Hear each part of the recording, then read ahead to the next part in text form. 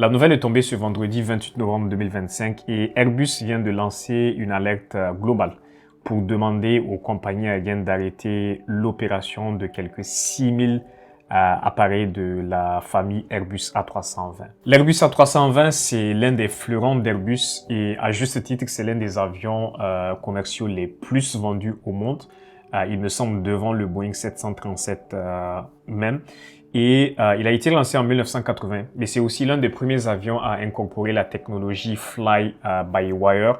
Et pour ceux qui ne savent pas ce que c'est, le Fly-by-Wire, c'est une nouvelle technologie où lorsque une action du pilote est faite sur le manche, et dans l'occurrence, pour un Airbus, on parle de joystick, donc cette action ne se transmet plus directement mécaniquement au niveau des gouvernes de vol. En fait, elle va être transmise électroniquement. Donc, c'est un signal électrique qui va tout d'abord être envoyé à un ordinateur et l'ordinateur va interpréter ce signal-là avant d'exécuter la commande auprès de la gouverne. Et ce système Fly-by-Wire, c'est vraiment une révolution dans le secteur parce qu'on vient rajouter en fait une couche ordinateur, une couche, on va dire, d'intelligence et ça rajoute aussi de la protection parce qu'il peut y arriver que, vous savez, un pilote mette une action mécanique qui peut parfois être un peu trop brutal pour un avion, ça peut arriver. Et donc là, même si un pilote va plein manche, grosso modo sur un joystick, en fait, l'ordinateur va tout d'abord calculer cette information et puis va appliquer la bonne gouverne. Donc c'est ça qui est bien vraiment avec le système de Fly-by-Wire et puis Boeing l'a suivi à juste titre. Et ce qu'il faut savoir, c'est que sur Airbus, vous avez en fait 3 systèmes qui sont le ELAC, le SEC et le FAC. Et donc, tous ces systèmes-là vont être dupliqués à bord des avions pour assurer une certaine redondance. Donc, la redondance, c'est de la sécurité à bord des avions commerciaux. Et donc, le SEC, c'est ce qu'on va appeler le Spoiler and Elevator Computer. Le FAC, c'est ce qu'on va appeler le Flight Augmentation Computer. Et finalement, le ELAC qui est en cause ici, c'est ce qu'on va appeler le Elevator and Aileron Computer. Et donc, le ELAC, c'est vraiment lui qui est en cause dans le grounding de ces quelques 6000 appareils. Et en fait, lui, ce qu'il va nous permettre à l'intérieur d'un avion, et en plus, il y en a 2. Donc, s'il y en a un qui tombe en panne, il y en a l'autre qui peut reprendre directement donc le contrôle. Mais donc, c'est ça. Il va permettre un mouvement de roulis. Donc, le roulis, c'est vraiment le fait que l'avion puisse tourner dans ce axe-là. Et le tangage, c'est au niveau de l'assiette. Donc, il va venir agir au niveau, donc ici, de la gouverne, ici, le stabilisateur.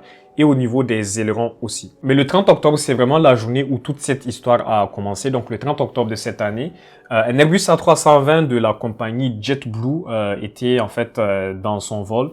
Je me rappelle plus de la destination, je vais vous la mettre. Mais durant la phase de croisière, l'avion a tout simplement connu une phase de piqué. Donc, quand on parle de piqué, c'est vraiment l'avion qui tout d'un coup va plonger de façon brute sans que personne ne s'en rende compte et sans qu'on ne l'anticipe en fait réellement. Et cette situation en fait est arrivée pendant que l'autopilote était engagé. Donc après, les pilotes ont dû prendre effectivement les commandes et l'avion a pu atterrir de façon sécuritaire. Et puis il y a eu quelques passagers qui ont été secoués effectivement durant ce petit incident. Mais comme vous savez, en aviation, ce genre d'incidents-là ne vont jamais passer inaperçus. Donc il y a eu une enquête de Airbus et de JetBlue pour savoir en fait qu'est-ce qui a causé cela. Et donc il y a une unité spécifique, c'est-à-dire que le ELAC, il s'agit de la version ELAC BL104 qui a été vraiment mise en cause. Donc ils ont réussi à prouver que c'est cet ordinateur de bord-là qui était la cause de ce piqué non volontaire à bord de cet appareil de JetBlue. Mais ils sont donc allés plus loin pour vraiment savoir en fait qu'est-ce qui pouvait être le déclencheur de tout ça. Et je vous avoue que personnellement, c'est la première fois que j'entends parler d'un déclencheur comme celui-là. Mais ce sont les radiations solaires qui sont à l'origine donc de cette corruption de données-là. Donc, ils ont réussi en fait à prouver tout simplement que dans certaines conditions, lorsqu'il y a une radiation solaire, eh bien les données à l'intérieur de ce TELAC-là, et je rappelle, hein, c'est vraiment une version spécifique matérielle, mais aussi logicielle du ELAC qui sont impactées. Donc, les données peuvent être corrompues en cas de radiation solaire et donc ça va entraîner ce genre de mouvement-là qu'on a eu à bord du JetBlue. Donc, sur le plan technique, concrètement, et je suis sûr que la plupart d'entre vous ont déjà entendu parler de ça, mais donc aux infos, on va entendre qu'il va y avoir une éruption solaire et que à la suite de cela, il va y avoir des perturbations électromagnétiques. Donc, ces événements-là, c'est ce qu'on va appeler des Single Event Effects. Donc, à la suite de radiation solaire, en fait, il va y avoir des perturbations électromagnétiques. Et ça a vraiment un impact sur toute l'électronique. Donc, ça va impacter tout ce qui est mémoire, les puces, Donc vraiment, la composante logicielle va venir être affectée directement. Et donc, dans le cas de JetBlue, c'est exactement ce qui s'est passé. Donc, une radiation solaire a eu cet impact-là où on a eu une perte d'altitude de plusieurs pieds. Et donc, comme vous le savez, en fait, on va mettre des mécanismes pour protéger nos matériels, que ce soit une couche matérielle ou même logicielle. Donc, c'est là où c'est un événement qui est un peu inattendu quelque part. Mais derrière, je pense que Airbus ont pris la bonne décision. C'était une décision dure parce qu'on sait qu'en aviation, ce genre d'événements-là, il faut jamais les prendre à la légère parce qu'on ne sait jamais quand est-ce que ça peut se reproduire. Donc, face à ce risque-là, Airbus a pris les devants et donc aujourd'hui, vendredi 28 novembre, ils ont envoyé ce qu'on appelle un AOT, donc c'est un Air Operator Transmission. Donc, pour vraiment inviter toutes les compagnies aériennes qui opèrent la famille A320.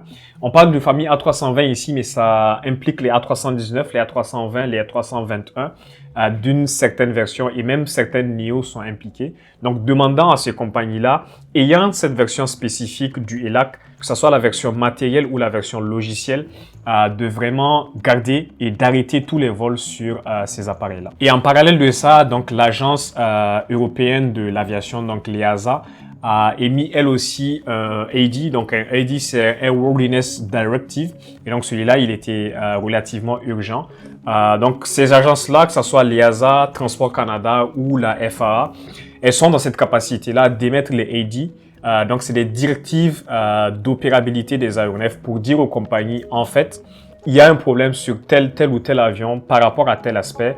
Donc, nous vous demandons d'arrêter tout simplement de faire voler ces avions-là parce que ça constitue un risque en fait pour les passagers. Et donc, pour les compagnies aériennes, il faut arrêter tous les vols tout simplement sur les A320. Et dans le AD, il y a les recommandations pour les corrections à appliquer.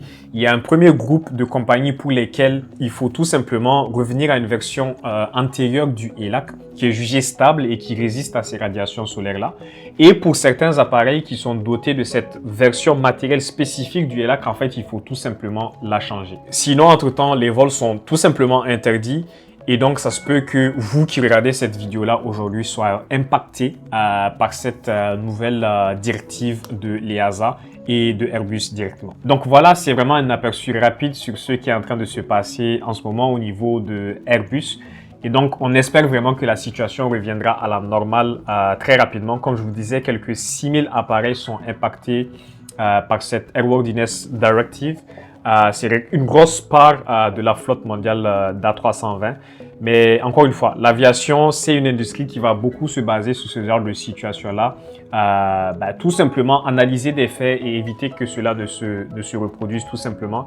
Parce que mieux vaut arriver avec des décisions fortes comme celle-là plutôt que d'aller de l'avant et puis avoir des situations catastrophiques, ce qui est déjà arrivé malheureusement par le passé. Et j'espère aussi que vous aurez appris un peu comment fonctionne toute l'électronique à bord d'un avion, mais surtout comme moi, comment en fait des radiations solaires peuvent avoir un impact que des fois on juge insoupçonné. Donc voilà, ça fait un peu le tour d'horizon sur cette histoire autour de l'ELAC Airbus A320.